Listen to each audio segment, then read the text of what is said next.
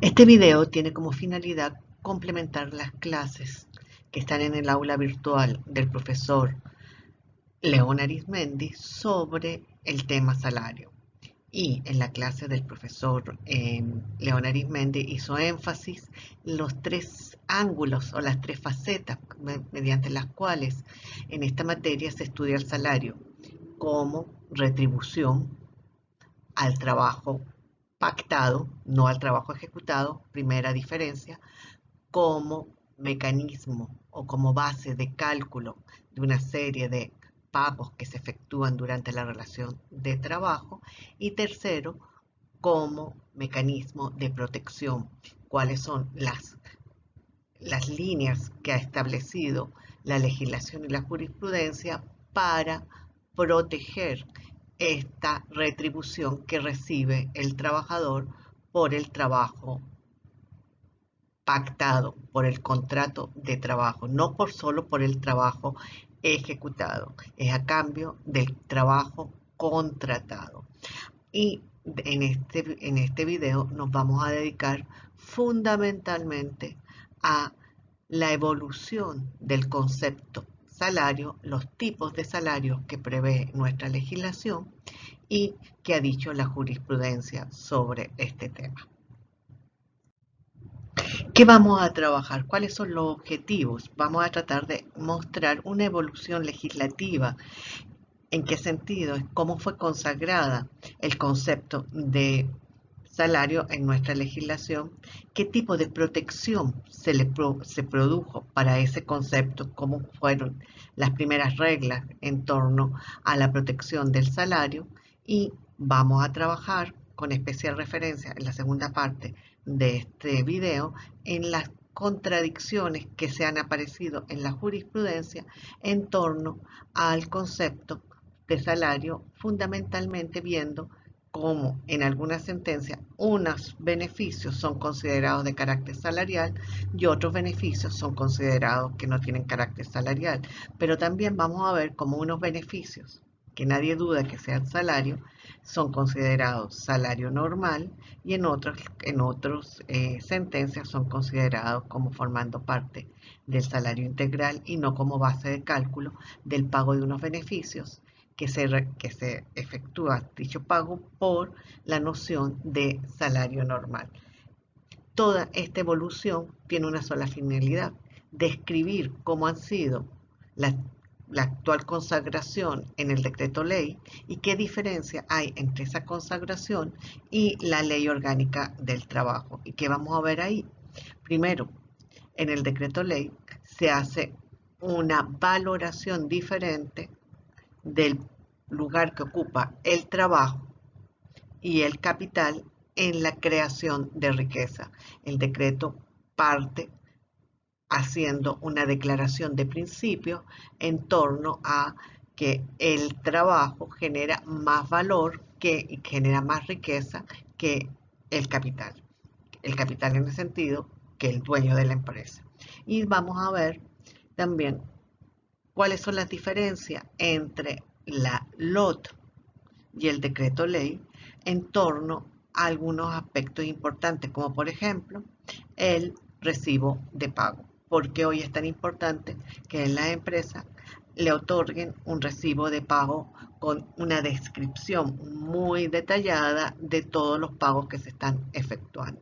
Y por último, vamos a ver en esta evolución legislativa por qué hoy, por una norma constitucional, se considera que el salario es una deuda de valor.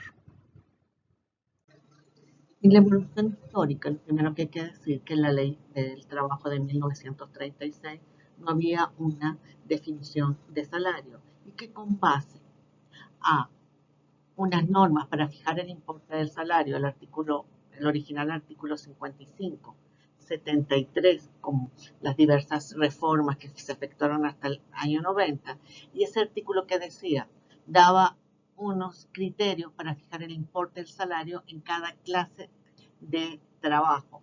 Y se decía que para fijar la cantidad que se le pagaba al trabajador por el trabajo realizado, se tenían que tomar en cuenta algunos criterios. ¿Cuáles eran? Que en cada clase de trabajo cada clase de trabajo se va a tomar en cuenta la cantidad y calidad del mismo, entendiéndose que para igual trabajo desempeñado en puestos, jornada y condiciones de eficiencia también igual, correspondía salario igual. Esta definición fue muy criticada. ¿Por qué? Porque se empezó a generar un concepto que era la cantidad que se le entregaba a un trabajador a cambio de su labor ordinaria. Con base a esta idea, cantidad y calidad del mismo, entendiéndose que para trabajo igual, desempeñado en puestos, jornada y condiciones iguales, correspondía igual salario, se dio la idea de que el salario se fijaba por el trabajo realizado y por una cantidad de dinero. En cambio, se dejaba fuera importantes prestaciones y beneficios y reducía a una relación conmutativa y no se rescataba la visión patrimonial. ¿Por qué? Porque el salario no es una simple contraprestación por el trabajo efectuado. La primera definición legal, por decirlo de alguna manera, aunque no es legal, sino que está en un reglamento, pero la primera definición en una norma jurídica la tenemos en el artículo 106 del reglamento de la Ley del Trabajo que fue dictado en el año 74. ¿Se acuerdan que les decía que no había una definición en la legislación del 36 y ninguna de las reformas posteriores introdujo una definición hasta que en el propio reglamento dictado en el año 74 se consagró la primera definición? Y si ustedes ven la definición, dice que es una retribución con carácter periódico que recibe el trabajador por la labor que ejecuta y que comprende pagos que se le hacen ya sea de manera diaria, pero también comprende y empieza a nombrar una serie de conceptos: gratificaciones, percepciones, habitación, primas permanentes, sobresueldos. Siempre nos ha generado mucho duda qué significa eso, sobresueldo, retribución de las horas extra, bonificación del trabajo nocturno, comisiones. Y acá viene lo interesante.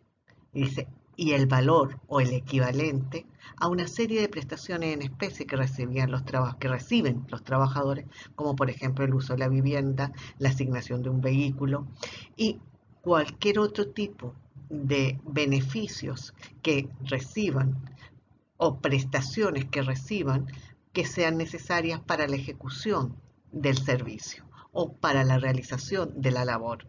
Y ahí empezaron a generar dudas. Una cosa era prestaciones o beneficios que recibía el trabajador por la labor contratada y otra cosa eran prestaciones o servicios que recibía el trabajador para efectuar el trabajo. Por ello, comenzó a generarse una serie de cuestionamientos en torno a el uso del vehículo, el pago de viáticos, el pago de los colegios de los hijos, una acción del club, el pago de la vivienda, eran o no parte del salario. Eran beneficios que recibía el trabajador con ocasión del contrato de trabajo celebrado, pero no tenían que ver ni con la labor en algunos casos que ejecutaba y en otros casos simplemente permitían la ejecución de la labor. Eran un instrumento que le permitía ejecutar la labor asignada. Un elemento importante en esa evolución histórica en torno a la construcción del concepto fue la ratificación del Convenio 95 de la Organización Internacional del Trabajo sobre una de las aristas en torno al tratamiento legislativo del salario. Acuérdense que hablábamos que el salario como retribución, el salario como base de cálculo o el salario como protección. Y este convenio se llama Convenio sobre la Protección del Salario, que fue ratificado por nuestro país el 27 de agosto de 1981. ¿Y qué nos va a decir este convenio? Nos dice que el salario es una remuneración o, término importantísimo, ganancia. Esa pasará en la palabra ganancia, sea cual fuera la denominación que tenga o la forma en que se calcule, que puedas evaluarse en chinchín, en moneda en efectivo, y que sea fijado por acuerdo entre las partes o por la legislación nacional. Y esa ganancia o remuneración es debida por un empleador a un trabajador en virtud de algo, en virtud de un contrato de trabajo que puede ser escrito, puede ser verbal, en nuestro caso también puede ser tácito, y mediante el cual el trabajador se obliga a prestar servicio o a ponerse a disposición del empleador. Por eso dice, salario significa la remuneración o ganancia, sea cual fuera su denominación o método de cálculo, siempre que pueda evaluarse en efectivo, fijada por acuerdo o por la legislación nacional y debida por un empleador o un trabajador en virtud de un contrato de trabajo escrito o verbal, por el trabajo que este último haya efectuado o deba efectuar, o por servicios que haya prestado o deba prestar. En 1990, el artículo 133 de la LOT sistematiza la discusión previa en torno al concepto de salario. ¿Cuál era esa discusión? Como hemos comentado, había un aporte jurisprudencial desde la jurisprudencia en torno a qué elementos comprendían el salario. Estaba el artículo del reglamento y estaba el convenio de la OIT. Fue un momento importante porque da un concepto general en torno al salario, que nos va a decir es una remuneración por la prestación de servicio y comprende lo estipulado, pues ya sea por unidad de tiempo, contrato de trabajo por tiempo indeterminado o por un contrato de trabajo para hacer una labor determinada, y forma parte del salario tanto las comisiones, las primas, la participación en beneficios o utilidades. Vuelve a aparecer el término los famosos sobresueldos, bono vacacional, así como los recargos por horas extras, trabajo nocturno, la alimentación o ingreso. Y además contempla cualquier otro ingreso, provecho o ventaja que se perciba a causa del trabajo. Concepto importante: un ingreso, algo que implique que aproveche una ventaja, una ganancia que sepa percibir el trabajador por su labor o a causa de su labor, más bien dicho, porque no es solo labor ejecutada, sino la labor contratada. Eso es vital tenerlo siempre claro. La reforma de 1997 significó también una nueva noción de salario.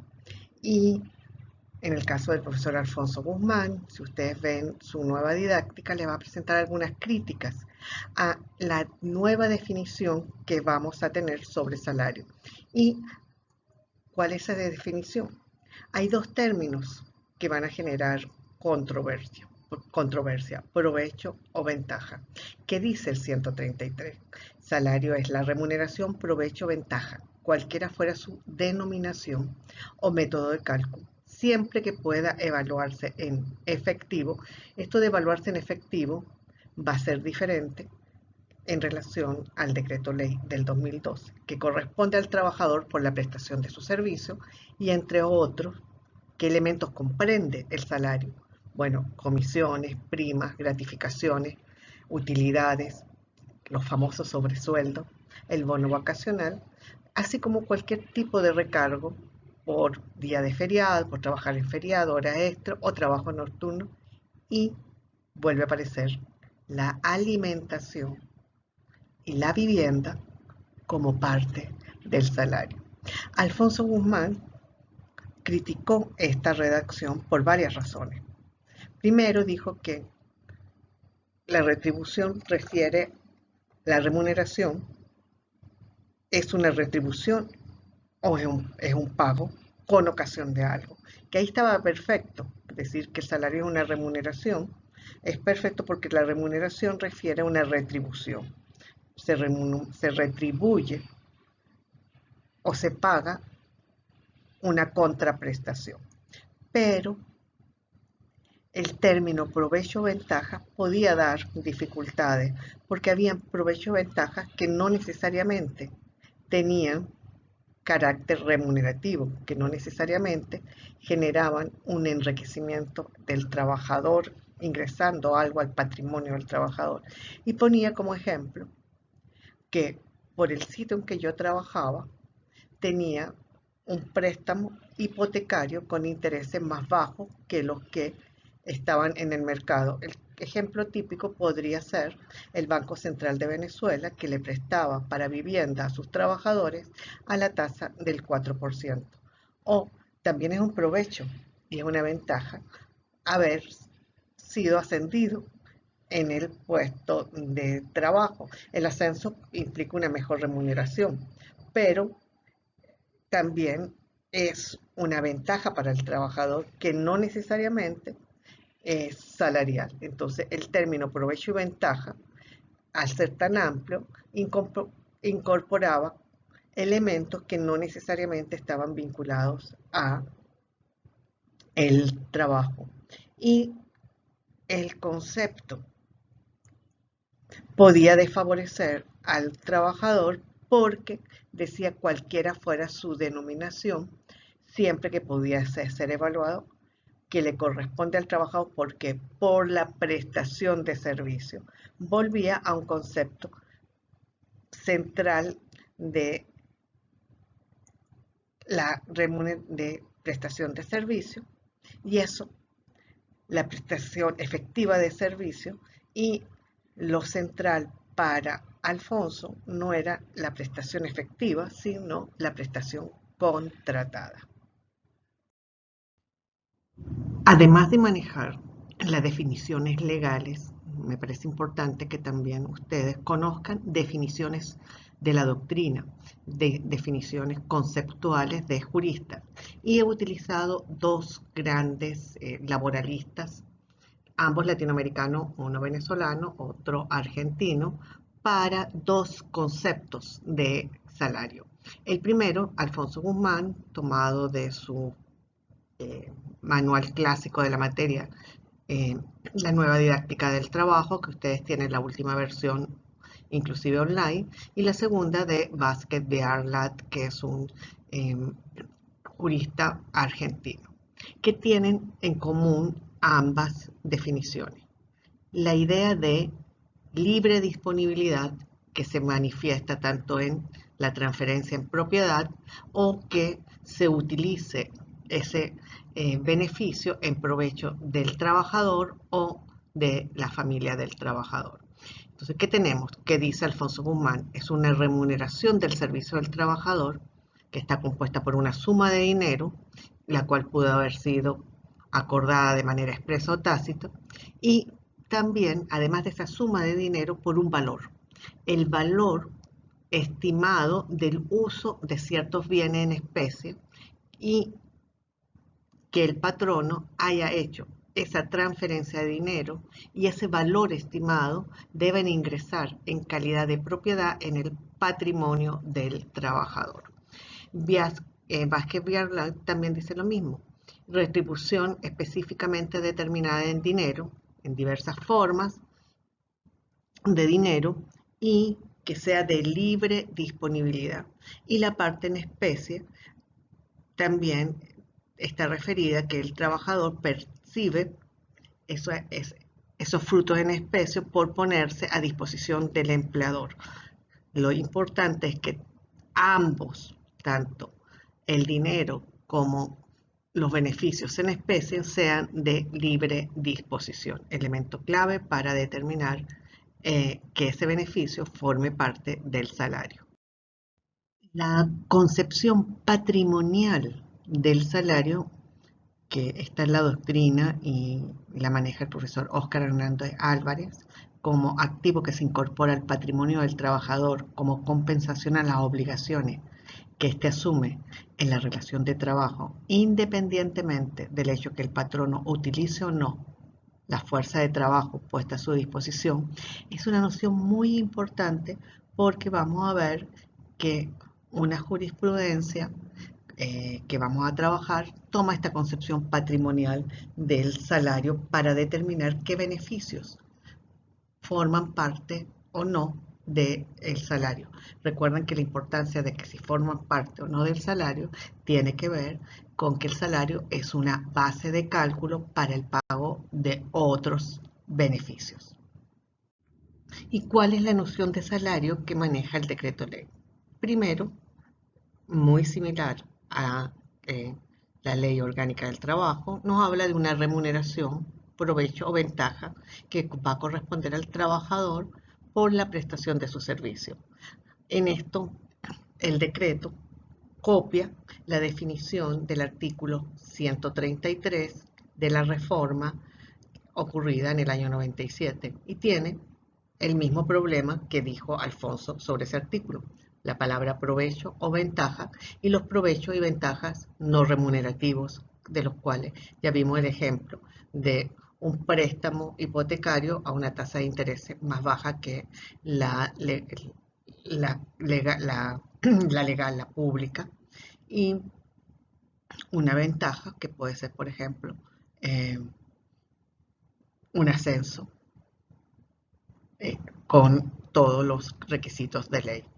Dos, que esa remuneración provecho que reciba el trabajador es salario independientemente de la denominación o del método de cálculo.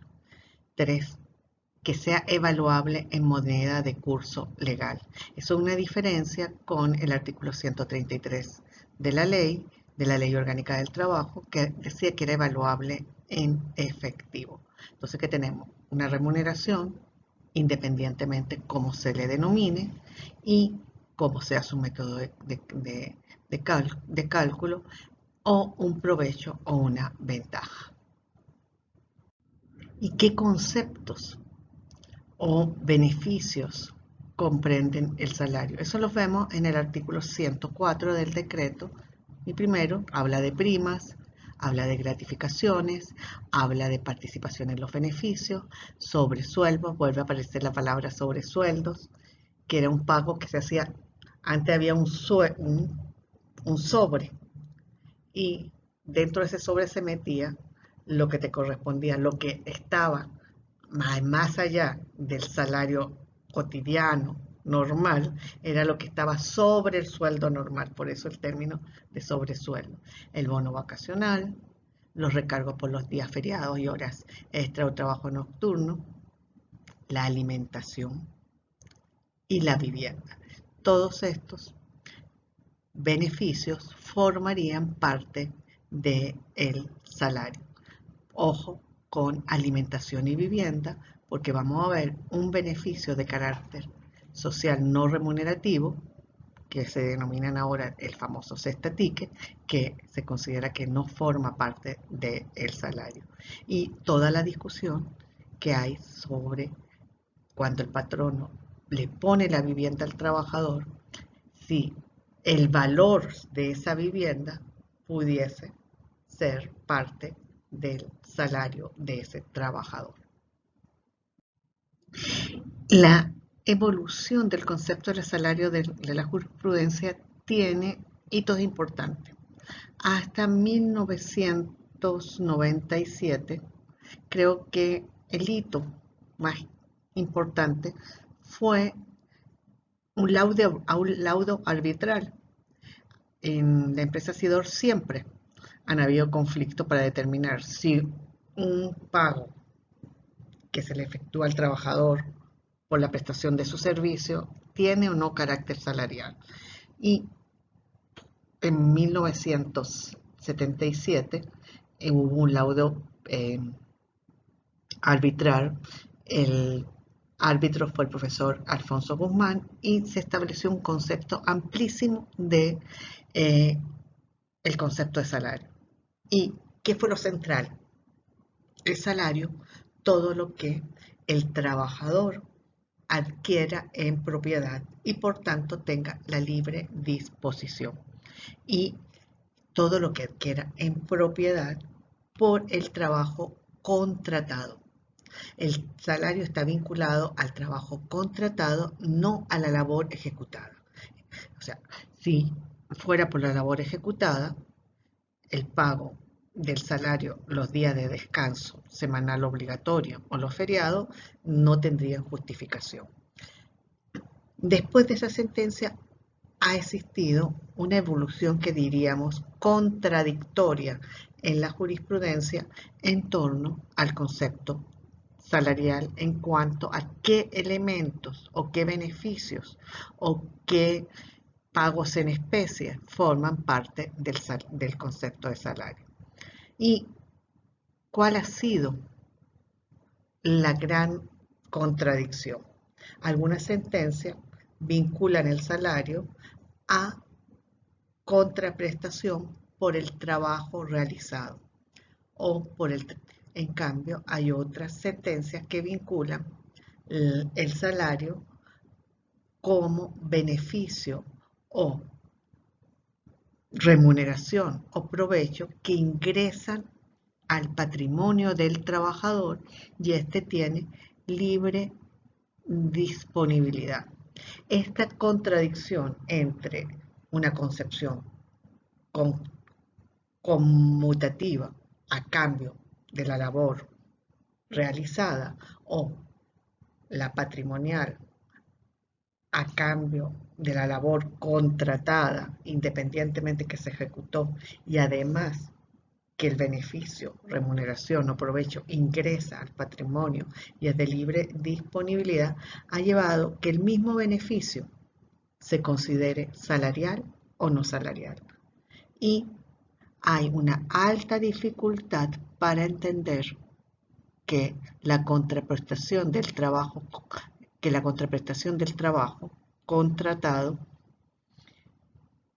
no implica que el salario que es para entender que el salario es la contraprestación del trabajo contratado, no el trabajo efectuado, y que hay una transferencia y que ingresa a el patrimonio del trabajador en calidad de propiedad. Y eso en Alfonso Guzmán es clarísimo. Se transfiere la propiedad o el goce de ese beneficio y ese goce es de disponibilidad libre. El mejor ejemplo es el uso del vehículo. Si el vehículo yo lo puedo usar para hacer el recorrido de la empresa, verificar las diversas localidades o servicios de la empresa que están en diversos sitios o entidades de trabajo o oficinas de la empresa y están solo dedicado a que yo vaya a las diversas oficinas de la empresa, que pueda ir a mi trabajo y después yo tengo que dejar el carro en un sitio cuando termine mi jornada de trabajo o me lo llevo para mi casa pero no lo puedo sacar, no tengo libre disponibilidad del carro, solo lo puedo usar para ir a mi trabajo, recorrer las diversas dependencias de la empresa y no lo puedo usar el sábado, por ejemplo, para irme al club o para llevar a los niños al colegio. Es obviamente que ese carro está vinculado a la ejecución de mi trabajo y no tengo ese goce, no lo tengo con absoluta libertad. Bueno, ahora voy a hacerle la presentación de varias sentencias de nuestro Tribunal Supremo de Justicia que muestran esa contradicción. Pero antes de eso, todas esas sentencias están en la biblioteca virtual. No, perdón, no todas, me equivoqué. Algunas de esas sentencias están en la biblioteca virtual, pero nos parece importante rescatar la sentencia del 2001 del Hato La Vergareña. ¿Por qué? Porque hace un buen recuento de las doctrinas en torno al concepto de salario y utiliza una. Se va por la doctrina patrimonial, que implica plena disponibilidad del beneficio. Y la plena disponibilidad implica que ingresó al patrimonio del trabajador. Pero ahorita vamos a hacer rápidamente una pequeña paseo por varias sentencias de nuestro Tribunal Supremo.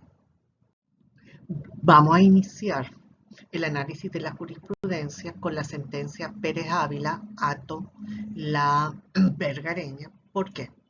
Porque esta sentencia es importante el análisis que se hace en esa sentencia de las posiciones jurisprudenciales en torno a la construcción del concepto salario y también de la doctrina nacional. Toma en cuenta dos posiciones de la doctrina nacional, la del profesor Óscar Hernández Álvarez y la del profesor Alfonso Guzmán, para terminar asumiendo la concepción patrimonial del concepto salario, no la concepción conmutativa a cambio de la labor contratada, sino la concepción patrimonial que dice que lo central es si ese beneficio ingresa en propiedad al patrimonio del trabajador. De ahí que va a analizar los dos beneficios que habían sido objeto de disputa o reclamo por parte del trabajador que no habían para ser considerados como formando parte del salario. ¿Cuáles eran? El vehículo y la vivienda. Y termina aduciendo con el argumento de que no había una disponibilidad libre del vehículo y que la vivienda, por la ubicación del hato, era casi un instrumento para realizar el trabajo, no eran parte del salario. Recordemos que en la definición legal se dice que vehículo y vivienda son beneficios salariales. Entonces, en esta sentencia, tomando en cuenta el concepto que desarrollan estos dos doctrinarios, el concepto patrimonial, consideran que ni el vehículo ni la vivienda tienen carácter salarial porque no ingresan en propiedad al patrimonio del trabajador y no hay libre disposición ni del vehículo ni de la vivienda. La concepción patrimonial en la jurisprudencia la podemos ver en esta sentencia del año 2000, en la cual dice claramente que esa ventaja, ese provecho, además de percibirse en forma periódica, debe ingresar al patrimonio del trabajador y por tanto brindarle una ventaja económica que incremente su patrimonio. Acá que estamos viendo que para que un beneficio o un pago o un ingreso pueda considerarse parte del salario, debe ingresar, debe haber disponibilidad. Cuando ingresa al patrimonio es que hay plena disponibilidad de ese beneficio, de esa cantidad de dinero por el trabajador y esa disponibilidad es libre. Los subsidios. El decreto ley nos dice que los subsidios o facilidades que el patrón o la patrona otorga al trabajador con el propósito de que éste obtenga bienes y servicios que le permitan mejorar su calidad de vida y de su familia son salario. Eso dice la norma. Pero ¿qué es lo que ha dicho la jurisprudencia? Y vamos a comenzar a ver esas contradicciones. La jurisprudencia que nos ha dicho en sentencia del 2004, los subsidios son una ayuda de carácter familiar que se complementan al salario. No pueden a la vez ser salario, de donde se infiere que el parágrafo primero del artículo 133 de la LOT, que fue completamente reproducido en el decreto ley del 2012, deben ser interpretados en que esos subsidios que se le otorgan son para mejorar la calidad de vida y del trabajador y de su familia y por lo tanto no son salariales. Entonces, ¿qué nos está diciendo la jurisprudencia? Que los subsidios no tienen carácter salarial. Lo mismo nos va a decir la jurisprudencia en torno a otra sentencia del 2004.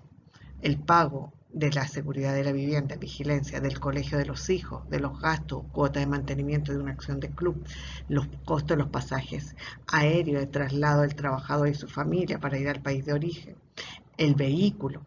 El tema del vehículo va a ser clave.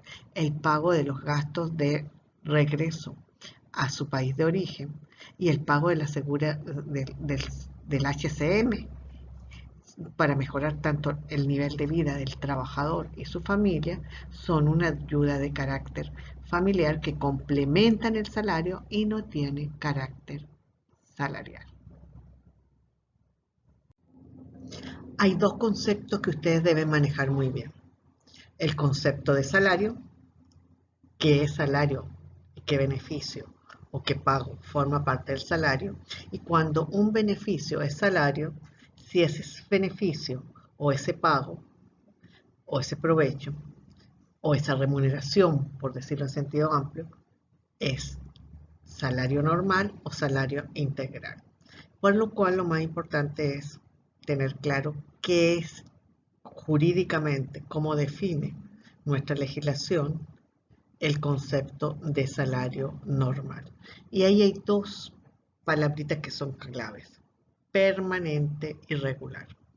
El salario que se recibe de manera regular y permanente se considera salario normal. Eso está en el 104 del decreto ley y proviene del artículo 133 de la Ley Orgánica del Trabajo.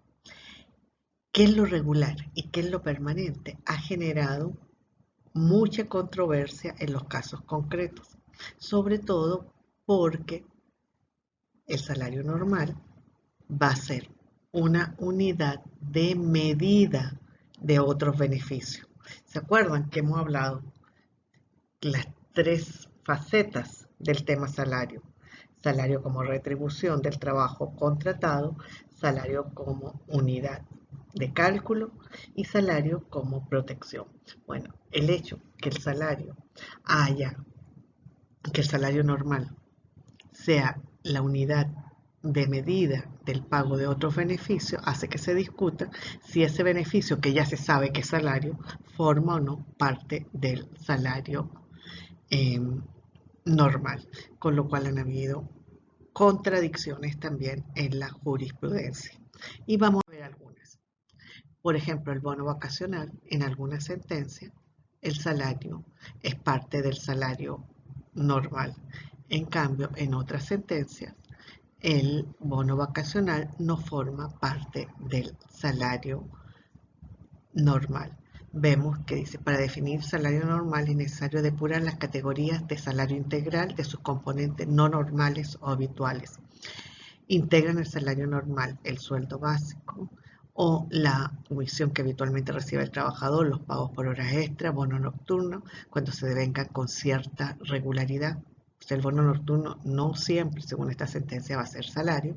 La remuneración de los días de descanso y feriado o convencionales, la bonificación de transporte, el bono de alimentación, ojo, bono de alimentación, las primas de vivienda, el bono vacacional y las retribuciones que de manera regular recibe el trabajador por la prestación de su servicio. Entonces, en esta sentencia, el salario es parte, el bono vacacional es parte del salario normal.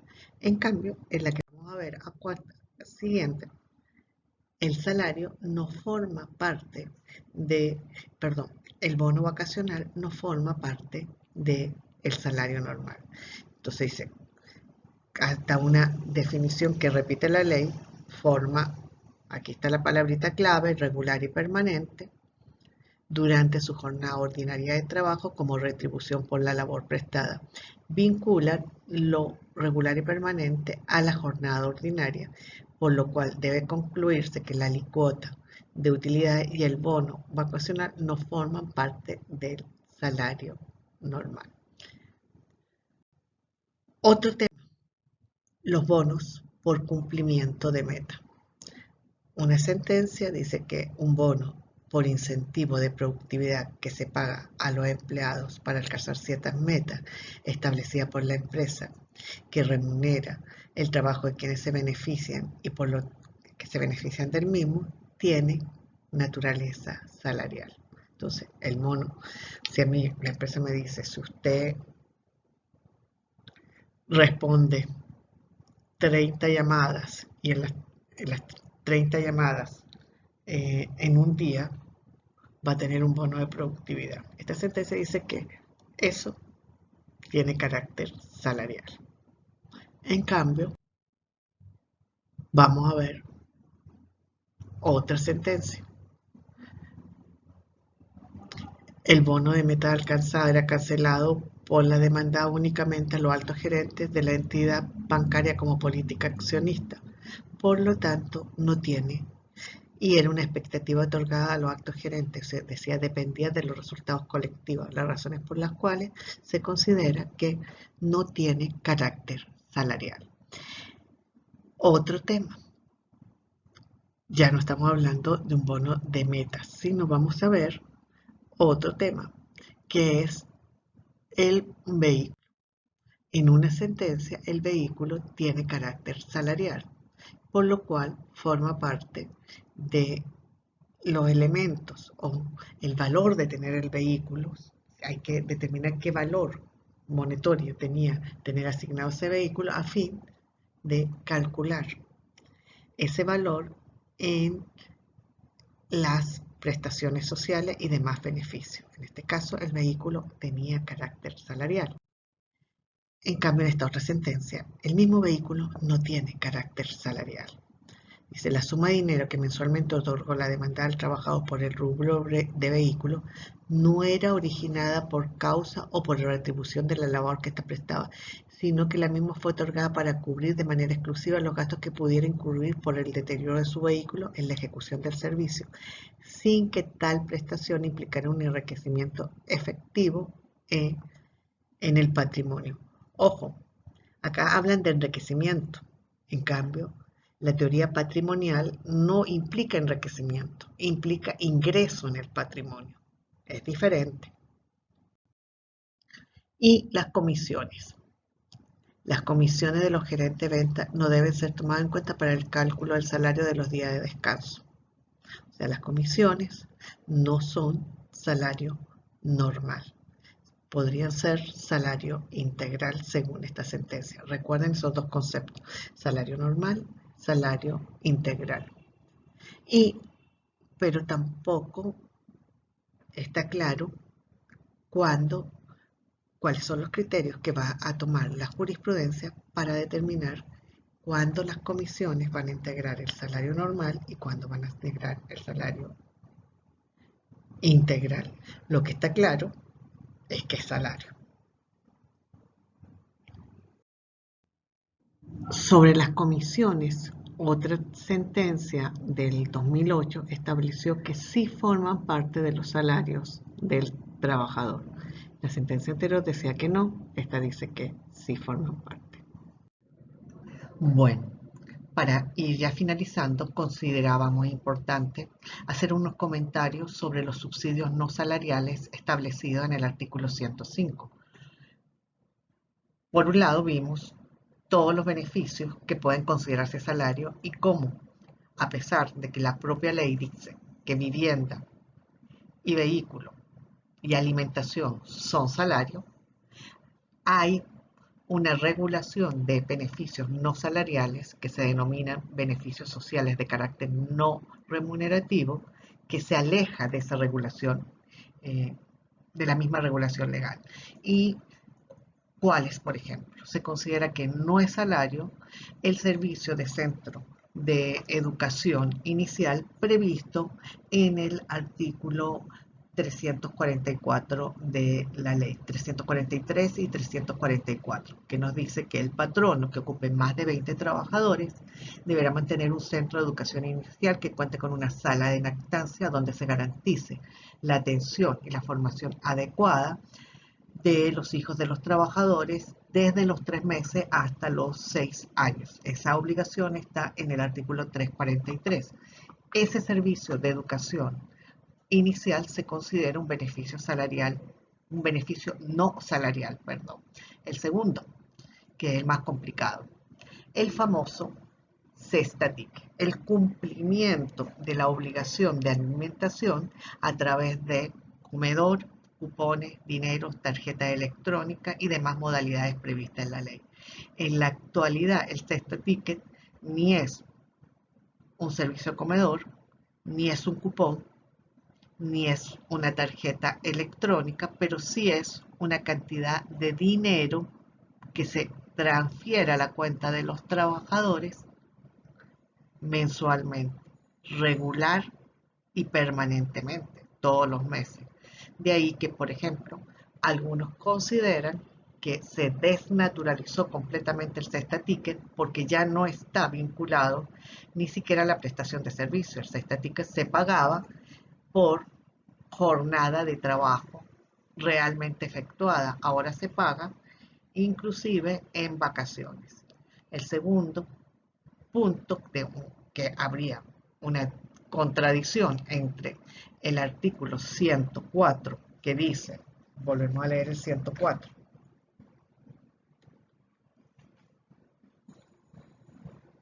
que beneficios como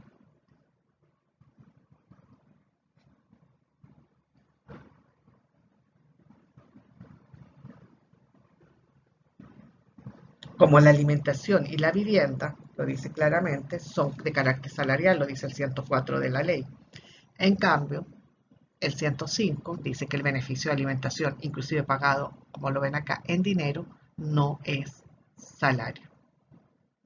Y dado que el Cestatique ahora es un pago mensual que se efectúa inclusive en vacaciones, negarle su carácter salarial es complicado, pero la jurisprudencia no se ha pronunciado. ¿Qué otro pago que puede efectuar el patrono que no se considera salarial? Tenemos los gastos médicos, los reintegros por gastos médicos, farmacéuticos y odontológicos que haga el empleador, ya sea por el convenio colectivo o ya sea por un acuerdo individual con el trabajador, no forman parte del salario. Que tampoco forma parte del salario es el uniforme. Cuando el patrono le da un uniforme al trabajador, no se considera formando parte del salario. Y tampoco es parte del salario los pagos que hace el empleador por útiles escolares y por juguetes. Tampoco se considera parte del salario vinculado también a temas educativos, el pago de becas o de cursos de capacitación o de formación y especialización. Y muchos convenios colectivos o acuerdos individuales o costumbres en la empresa prevén también aporte o pago de los gastos funerales de familias del trabajador. Nada de eso se considera salario. Estos beneficios sociales que no son considerados salario y más encima, aunque la única forma que puedan ser considerados salario es que las convenciones colectivas o contratos individuales de trabajo expresamente establezcan que algunos de estos beneficios tienen el carácter salarial.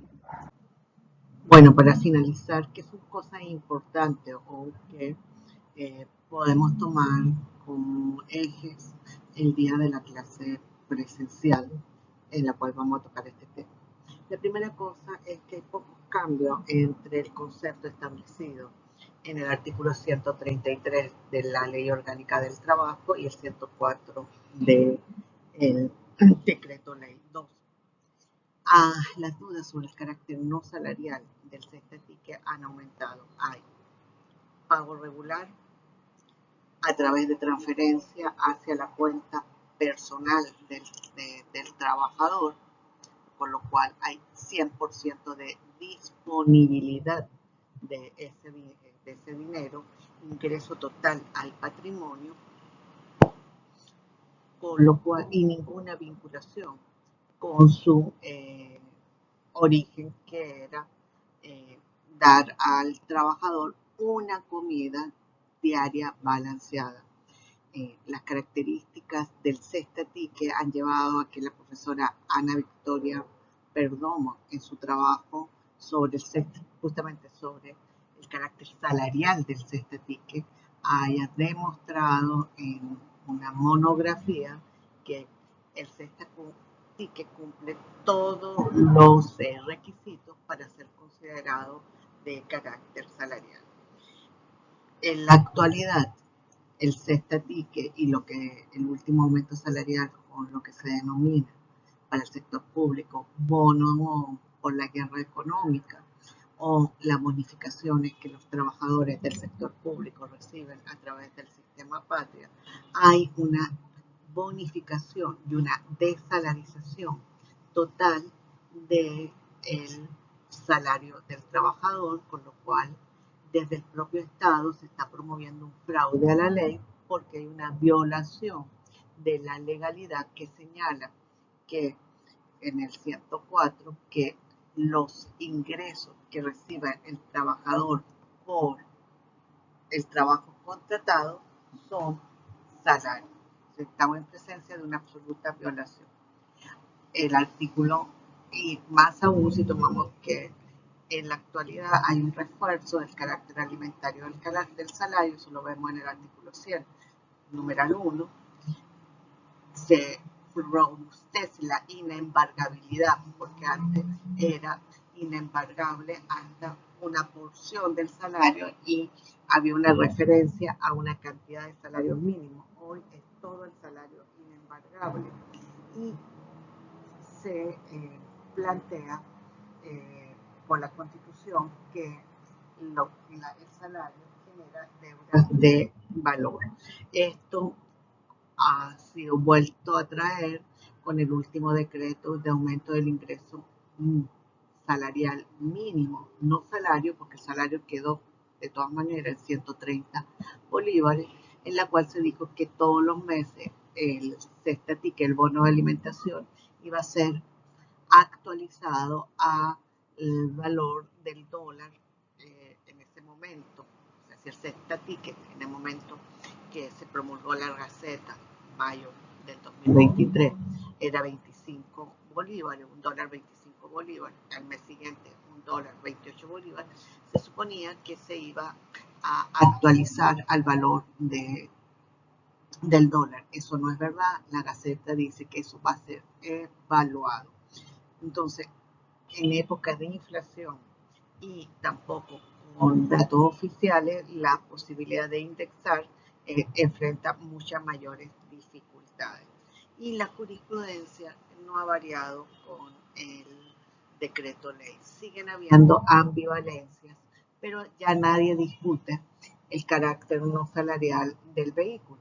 Son temas viejos que quise traérselo, pero eso ya no se discute en la jurisprudencia. Tampoco se está discutiendo el carácter no salarial de darle al trabajador vivienda. Es raro que se pueda conseguir una jurisprudencia en los últimos 10 años sobre el asunto, pero me parecía importante recordar que esa jurisprudencia estaba vigente. Bueno, con esto terminamos el tema salarial y vamos a de alguna manera referir a los elementos clave en este cierre del tema salarial. Nunca deben olvidar que el salario tiene 3 aristas de ser estudiado que lo están en los audios con el profesor, con el profesor León Arismendi.